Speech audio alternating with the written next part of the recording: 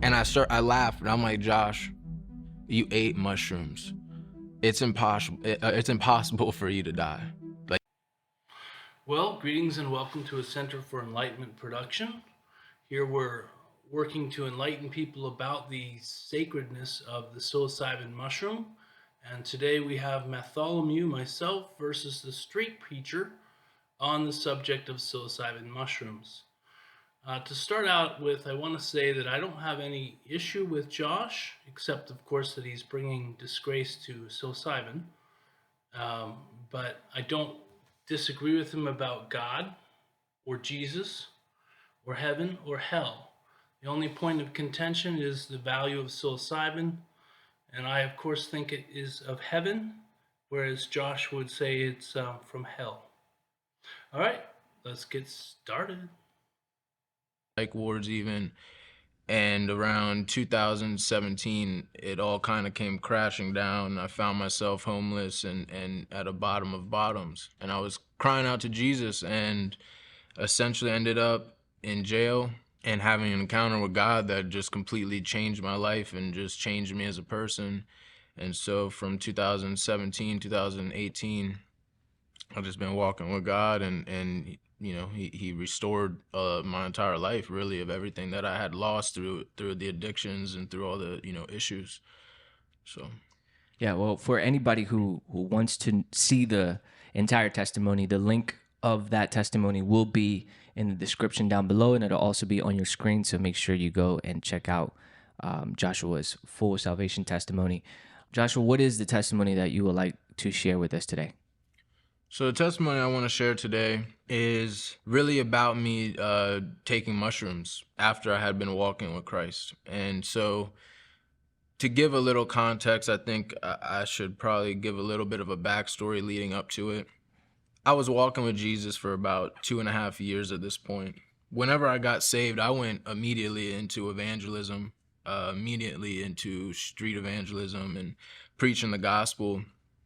And I got consumed by it. So about 2.5 years into this, I had seen miracles, I had, you know, prophesied, I'd cast out demons, I was walking in the fullness of the gospel, growing in God and seeing things. But somewhere along the line, it starts to cost a lot. It starts to really cost you things. It started to cost jobs, friendships, relationships, issues with family members even. And the other part of it was that after talking to so many different people, it's like you see so many different perspectives. And because of my background, I kind of, you know, came up in the new age and very open-minded type of background. You can identify and understand why people think this way. And so for me, I guess what happened was somewhere along this journey, I started to really question, like, Jesus. It was like, Jesus, I know that you're real. Like, I know you're king.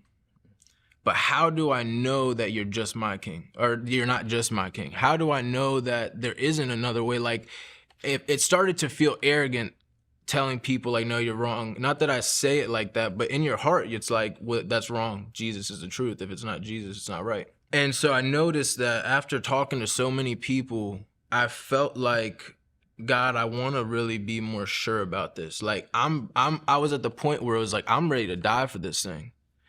And it was like, are you really that confident in this? Like, I know God showed up for me, but do I really know that I know that I know? The other aspect of it was that I would talk to people, and it was like, it seemed like God wasn't working for some people the way he worked for me. Like, you'd meet these people like, I prayed to Jesus, I did this, I called on Jesus, and they're still in their struggles, and God didn't like come do what he did for me for other people. And so essentially what happened was I started to get frustrated with this. So my faith was getting challenged. I always say it's like, it's easy to have faith when you just come to church on Sunday and just do your life. But you don't really know what kind of faith you have until you take that faith and you try to build something with it, or you take that faith and you come against something with it, or you know what I mean, when you use the shield of faith as an offensive thing is when you find out what kind of faith you have. And so when I was constantly finding myself in these situations of trying to bring my faith into the world and I guess inculcate my ideas onto other people.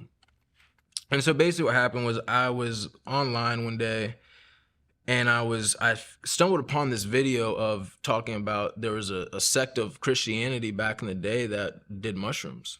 And that was the seed where it was like, I saw this, I'm like, this is crazy. My conversation with God about it was, it sounds crazy now when I hear myself, right? But my conversation with God was like, all right, God, this is what I'm gonna do. I was like, I'm gonna take some psychedelics. And now, because like I said, I was moving in the giftings, my spiritual senses were open. So I'm like, all right, now I'm awake, I'm aware, I know the truth. So I'm gonna take this stuff, I'm gonna go into the spirit realm and I'm gonna find out all the lies so I can come back and tell people that are caught up in this.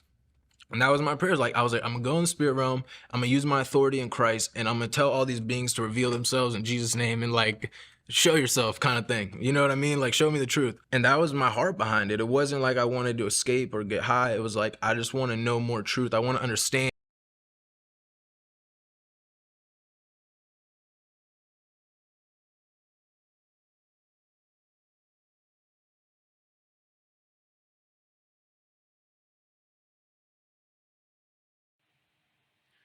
All right, so Josh is trying to demonstrate at a drug dealer's house, bad set, that mushrooms are basically demonic and that the spirits behind them are demons, all of them. I'm not saying some aren't. Jeez, man. It's a spiritual realm. It's a free-for-all in there. Except that there are powers and that there are powers. That's enough. All right, so here goes Josh into the spirit realm. I was at my friend's house and I went to this guy's house to make music. I would go there and record and then leave. But the thing is like, he was trapping, he was selling weed, he was selling stuff. And like, and I knew that, but I would go there and just, in my mind, like, I'll just record music and leave. And it was, you know, he was still someone I cared about a lot, someone I still have a lot of love for. But I went over there one night, and at this point, this idea had been kind of in my mind for a couple months. And so I go over there and he shows up, and next thing I know, he's like dumping out a whole bag of these mushrooms on his bed. And I'm sitting there and I'm about to record the song, and they're just like right there. And the interesting thing is that the reason I don't, do heroin anymore is because I got free from it. I know the death that comes with addiction. The reason I don't, watch porn is because I know the darkness that it brings. I know the effects of it. The reason I don't do certain things is because the truth has been revealed in a way where it's not appealing to me. But with the psychedelics, there was fear there. And I didn't like that. It was like I wasn't doing it because I was scared, but I didn't know why. And the fact that there was fear in front of it made me want to do it because I was scared to do it. And so they were there and my stomach started kind of like, and he started telling me like, yeah, here, just do it, kind of thing, right? He wasn't really pressuring me, but he was laying out the little, a little, seed there to get me kind of in it. And I said, yeah, I'm gonna do it. I said, now or never, right, God? I was like, you know what? Let's do this thing. And so, I ate it. It was a little, eighth chocolate or whatever, and I just ate it. This wasn't my first rodeo. Psychedelics were a huge part of my past. I had experience with mushrooms, acid, DMT over 100 times. I was very good at handling this stuff. I never had a bad trip. I had taken much larger doses and been coherent. You know what I mean? I could take acid and go to work. Like, I was very functional on it. I was very good at keeping my mind in check. I could be, there was times I was involved with police or violent situations and I could keep my mind, you know what I mean? Like, my mind was very good with dealing with psychedelics. It wasn't like this was just my first time and I knew what I was getting into. Like, I had done this, I knew what was real. I knew what was me hallucinating. Like, I knew how this all worked. And so I take them and I'm sitting there and I'm like, let's go. I'm putting myself in a positive mindset. I'm like, yeah, it's gonna be a good time. And I start feeling this, there's like a little anxiety you start to get when you take mushrooms. Like, you start feeling them kind of, it's like anxious before you get into it. And I start feeling that and I'm like, all right, let's just like make music. Let me get my mind off, what this, and we're gonna get into a good mindset. And We're starting to like put on some beats. All of a sudden, my friend, this is probably about 20 minutes in, and I'm feeling good. Like I'm in a good mindset and everything. My friend is like, hey, you want to go to the bar? These guys want to go. And I'm like, I'm like, no, man. Like, I'm like, do you think I want to go to the bar right now? Like, no, I'm staying here. So he's like, okay. He's like, I'm gonna leave then. So this is about 30, 40 minutes. He gets up and he leaves.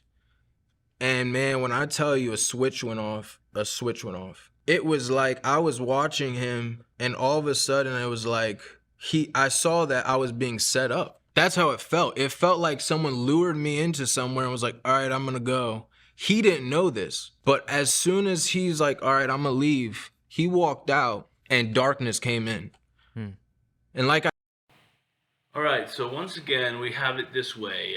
Josh is at a drug dealer's house taking mushrooms, and his intention is to disprove mushrooms as a valuable spiritual.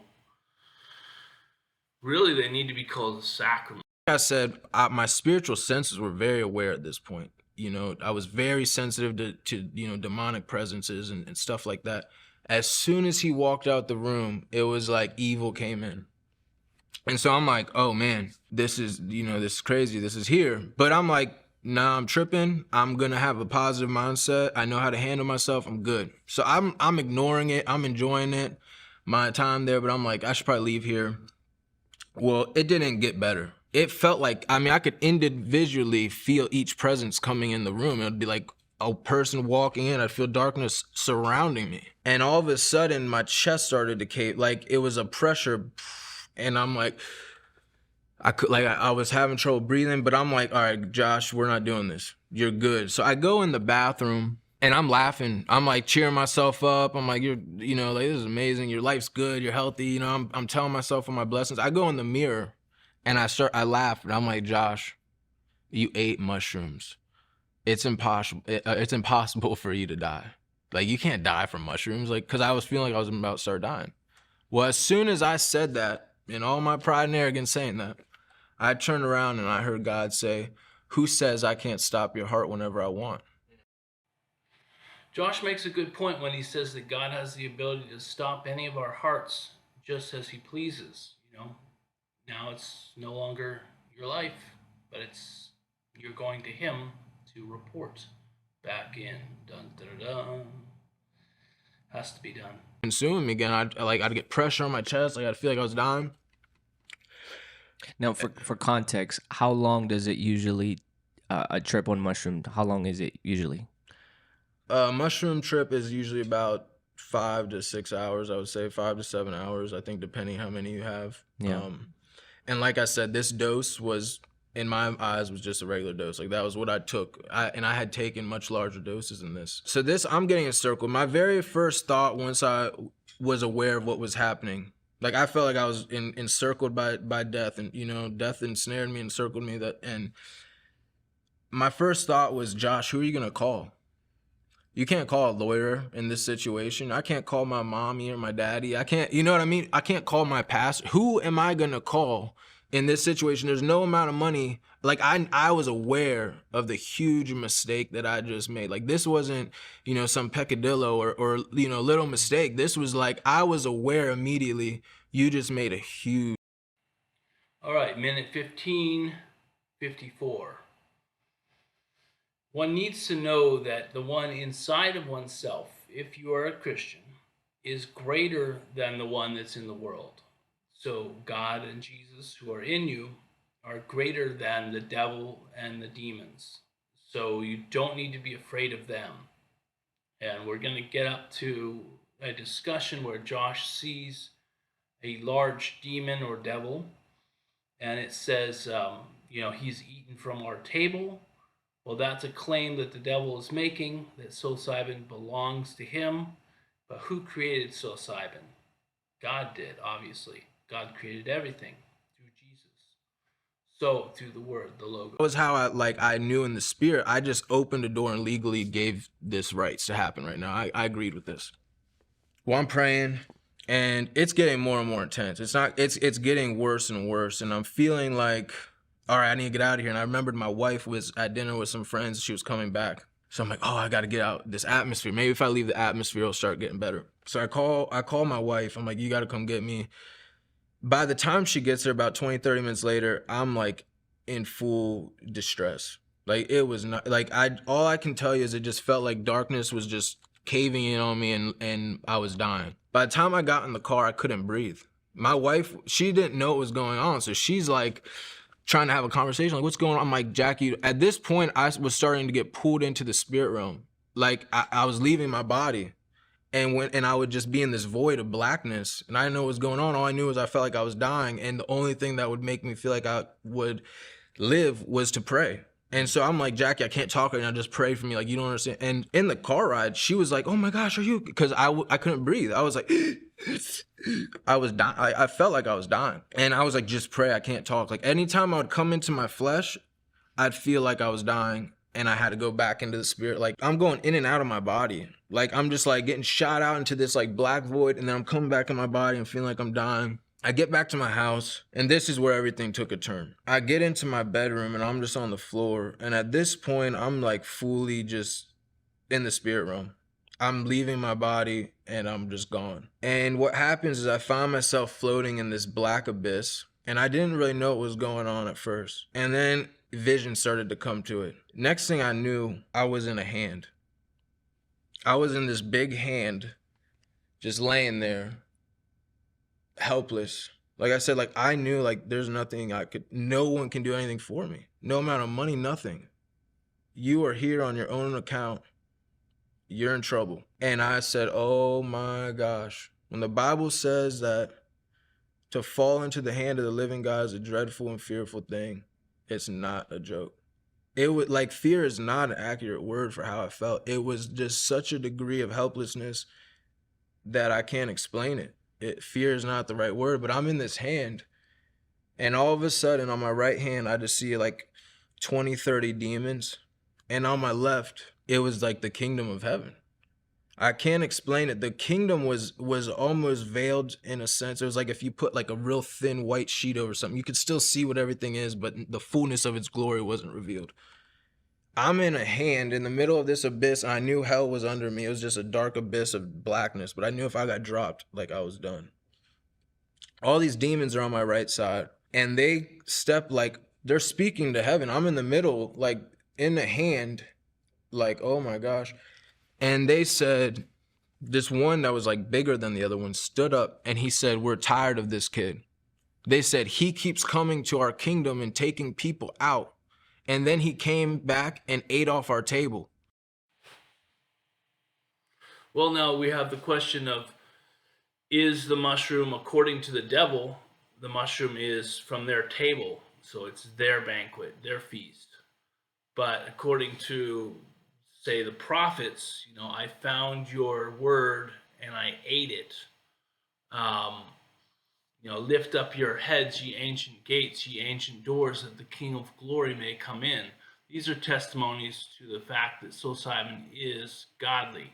And Maria Sabina, the person who brought it to us in the first place, was using it to heal people and to do prophecy, which was accurate 100% of the time. So once he said that, it was like everything hit me. Like the fullness of my mistake was like, oh my gosh, what did you do? And then at that point, it was like, I'm still not being able to breathe. I'm still not being, like, I'm in full blown fear. Now I'm seeing this stuff happen right in front of my eyes. I can't breathe. And I'm like, oh my gosh, please have mercy, please have mercy. And see, what was happening was like, if I came back to my body, it would feel like I was dying. And I knew I had to go back and like intercede for myself in the spirit. It was like, I'm telling my wife, because she keeps trying to have a conversation, like, what's going on? Talk to me. And I'm like, you don't understand. Like, I can't be in here right now. I have to go back. Like, I couldn't be in the world, like in my flesh. I told. Okay, so let's do a quick summary here. Josh has taken 1/8 of mushrooms in chocolate, he says. He's just encountered a situation where God told him it could stop his heart at any point. So that's, reasonable. That could happen, although it is very unheard of on psilocybin. Still, he was having a near-death experience. The psilocybin was enough to trigger with the adrenaline a release of DMT from his cortex, and he was beginning to have a near-death experience or going right into it. So we'll follow him there, but I'd like to just point out that chemistry sacraments like peyote are an adrenaline compound that cause the release of DMT at levels. When you've taken enough peyote, the DMT releases and you can have near-death experiences or visionary experiences. So this is what Josh is going through, and we'll follow him down the rabbit hole. Thing I could do, and that these demons were coming to get me. Like they were like, this kid invited us here. He broke a law, and like this was a major infraction, and we're coming to get justice on this. That's how it felt. And so I feel my body like dying. And the other thing was that fighting was tiring. So I'm like in this hand, I'm pleading out to God, like, God have mercy, God forgive me, like what, like I'm sorry. But I was so exhausted, like I can't really explain it. There's a psalm that says, in your hand I've been spent. And that's how I felt. I was completely like void of energy. And so at one point after like an hour or two of this, I said, God, you know what? I believe you're just. I said, Jesus, I made a big mistake, but you're my Lord, my Savior. I said, I give up. I surrender to your hand. And I went limp. And I started feeling myself dying. Like I started feeling myself fully passing over, and my physical body started dying. And then something in me told me like, no, you keep fighting. Like you have to keep fighting. So I'm like, and this is the other thing, is that God literally hands you every breath you have. No joke, intentionally hands you by mercy every hand you get. So I'm in this hand, I'm dead. I have nothing I'm just empty, dead. And I started seeing breath like come to me. I don't know how to explain it, except I knew where God was, and he started sending me breath, because I couldn't breathe, and I'd look over and see like breath coming to me, and I'd go and then it would be like a minute before I got another breath, and I started feeling breaths come to me, and I couldn't breathe again. And then I'd be like suffocating, shriveling up, dying, and then I'd get a breath again. And so this goes on for a while, and then I said it wasn't like releasing though. Like it wasn't getting better, I'm just fighting. Then all of a sudden I said, I need to be here for my family. I said, like, I don't know what to do. I've cried out for mercy. I said, God, I need to be here for my family, and for like every person in my life that you've called me to like help. Forget about me. I need to. As soon as I started saying that, I started feeling the pressure of like death start to release me. And at that moment, a cloud of witnesses came around me, like 6 or 7 like saints, angels like came around me, and they started praying for me. And I started feeling like hope. Like, because up until this point, I felt hopeless, dead, terrified. I started feeling like hope and life come back into me.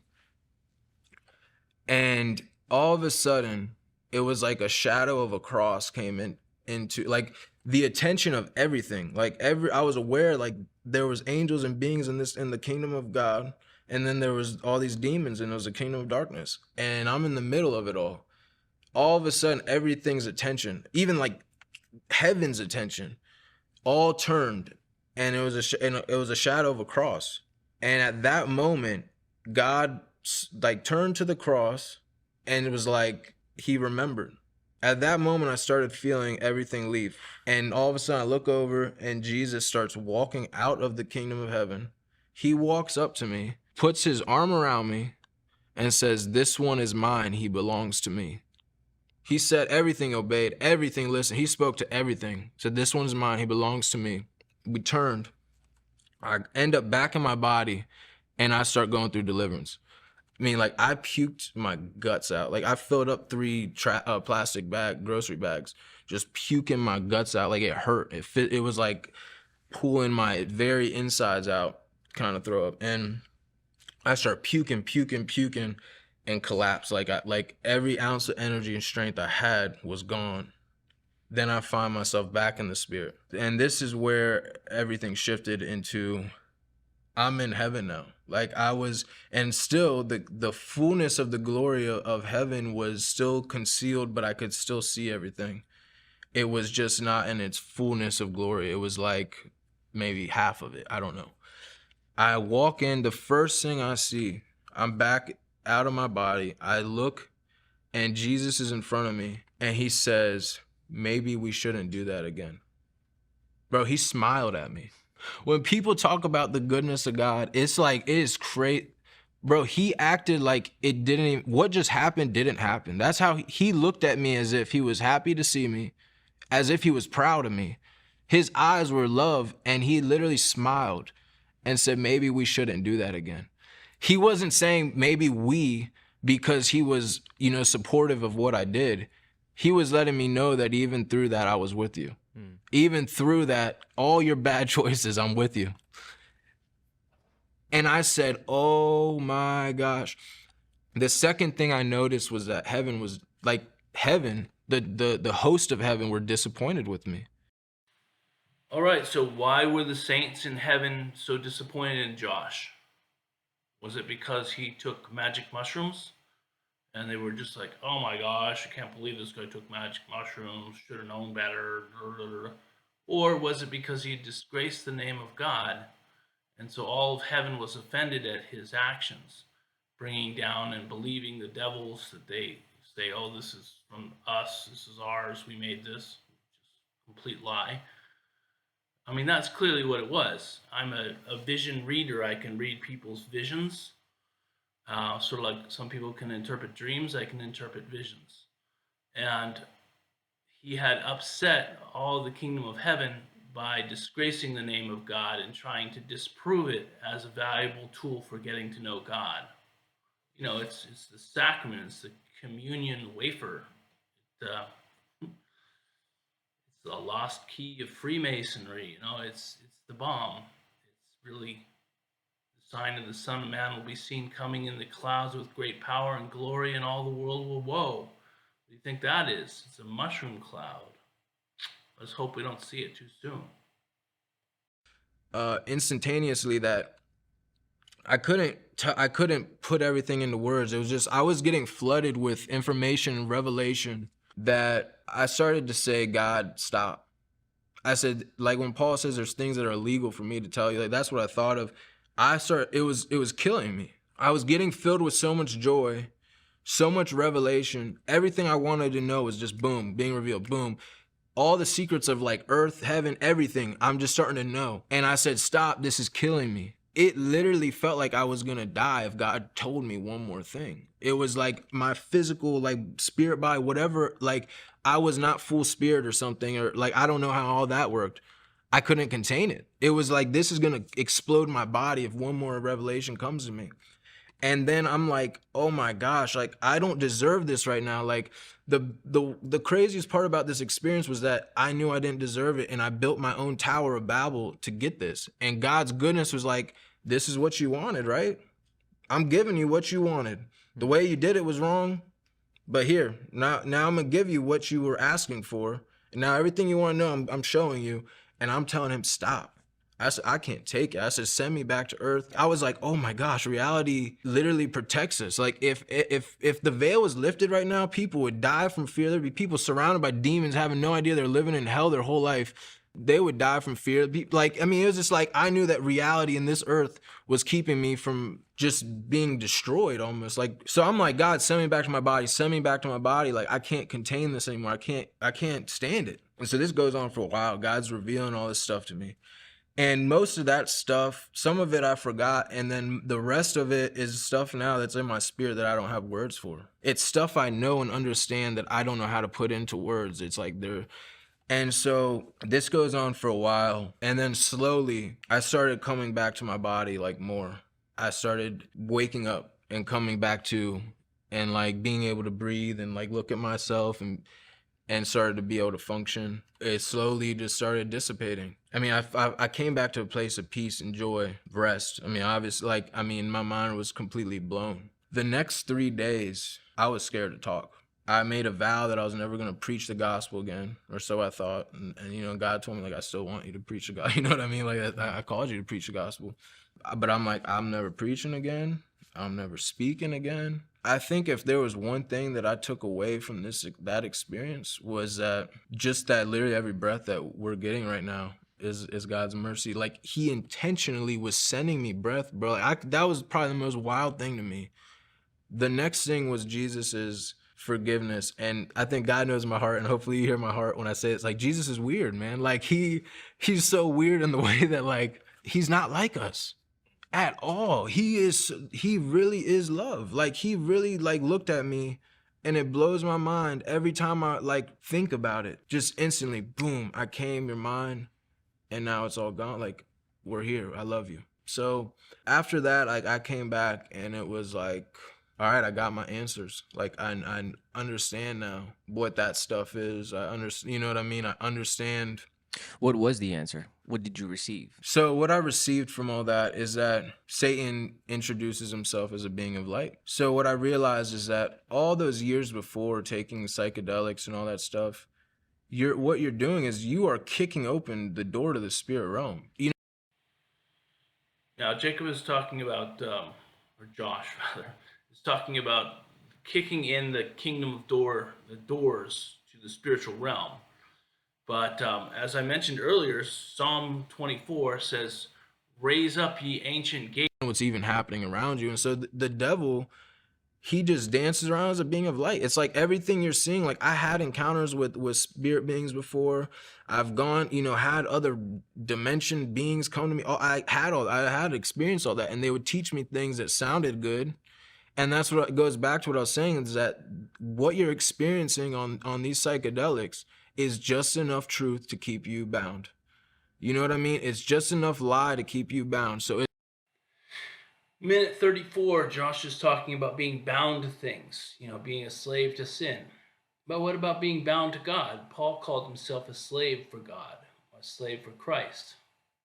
Psilocybin does that if you let it clean you. it's like you're getting stuff that's like, this is good, but boom, at the end of it, there's a hook that's gonna keep you bound to something. You know what I mean? The devil, if you could get free from this, as long as you're bound to something, the devil doesn't really care. As long as you're not with Jesus, the devil doesn't really care where you go. It doesn't matter if your chain is 10 feet or 100 feet, you're still on a chain. And you know what I mean? And so it's like, that's what I think it revealed to me, was that everything I had seen in my past was all a lie. It was eating from, I guess, the tree of, of good and evil. And the thing is that God can give you these experiences, you know what I mean? And I've had, experiences with God the right way. The thing I notice is that with psychedelics, there's always something off with it. You always have some type of come down. You always have some type of anxiety. There's never, like with Jesus, when you have an encounter with Jesus through prayer, through fasting, through the right way, through his face, by his, authority, not your own. It's clean, it's pure, it has joy, it has peace. There's nothing, no side effects. With psychedelics, there's always some side effect. You come down, you're anxious. You come into it, you gotta feel sick or throw up or feel anxious. There's always some dirt to it. And that's when I look back, I notice every time I took psychedelics, there was some type of like, this is dirty feeling. No matter what, no matter how good the experience was, there was always a point of this doesn't feel pure, And so I think that was one of the biggest things I realized. You mentioned that that there was a fear of psychedelics before you went into it, which is what led you to go into it, because of that fear. Yeah. What happened to The fear of the Lord is from everlasting to everlasting. Pagans don't understand this. They say, "Oh, fear God? No, I want to love God." Well, of course you want to love God, but God is all powerful and all knowing. You can't get away with anything. Also, the other day, I'm not gonna say where, but someone I know, I went in their medicine and I seen them, and I almost I said, "Oh God," I just see it as pure death. It's like I don't fear them. I learned my lesson, man. I went there, And what do the scriptures say about that, about death and pure death?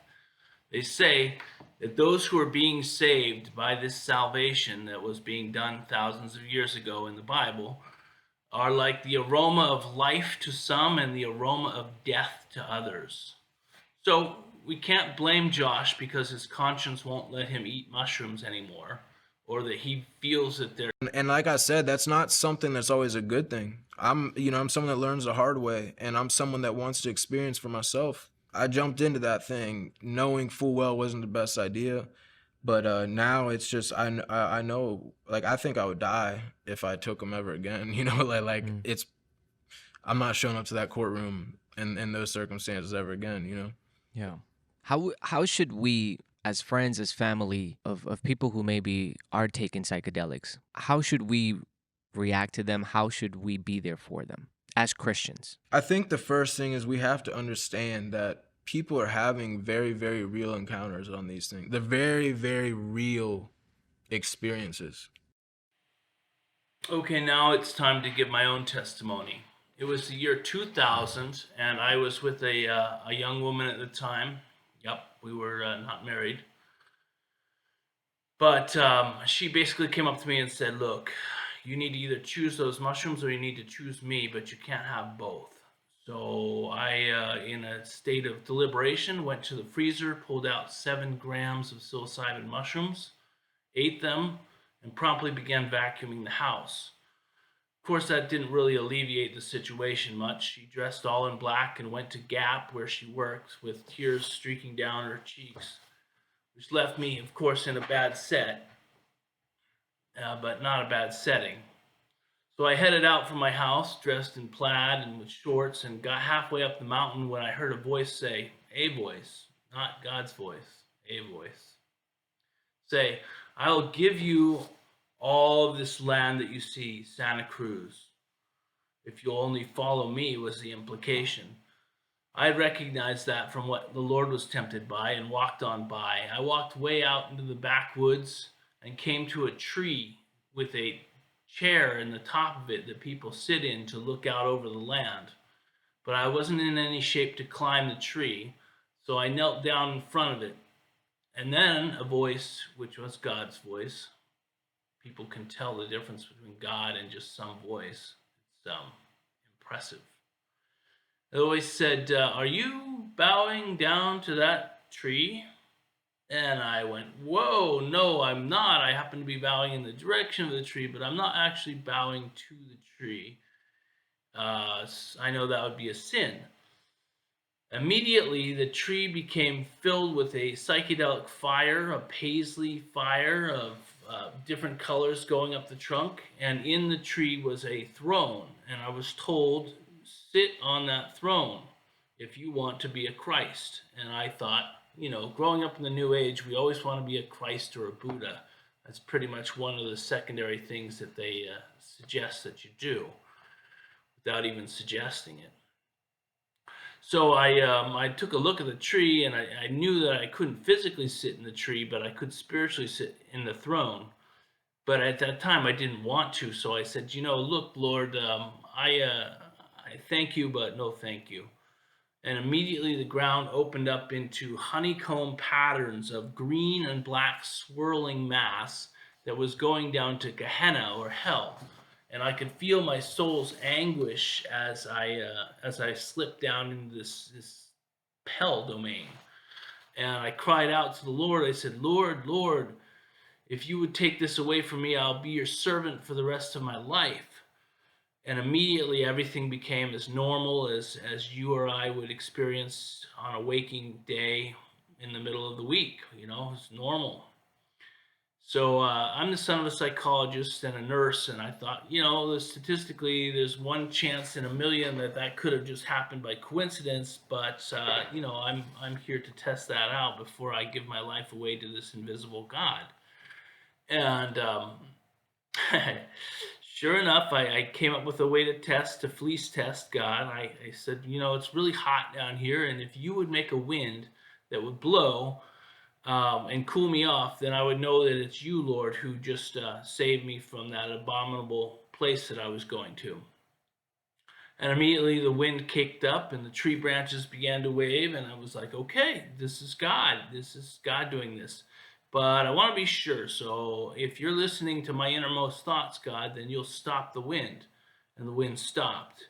And I started and stopped the wind 3 times before I realized, yep, I'm hooked. This is the God of the Bible, and he's talking to me personally. And, he stands for and represents the God of the Bible. He is the God of the Bible. So that sold me on him. And, we're going to have to listen to some teardown here as Josh tries to say that, you should be afraid and terrified of this door, which is, you know, fear of the Lord goes forever, ever and ever. It's everlasting. Every time I sit down and take mushrooms, I'm a little bit scared. But, it's like riding a roller coaster. It's that kind of fear. It's anticipation of rocky experiences, which happen. But I wouldn't, as a Christian, I wouldn't avoid this. I would look for this. This is something to be found. This is the treasure buried in the field that when you find it, you sell everything you have to buy that field. This is the mustard plant that the birds of the air nest in. This is the key to the kingdom of heaven within.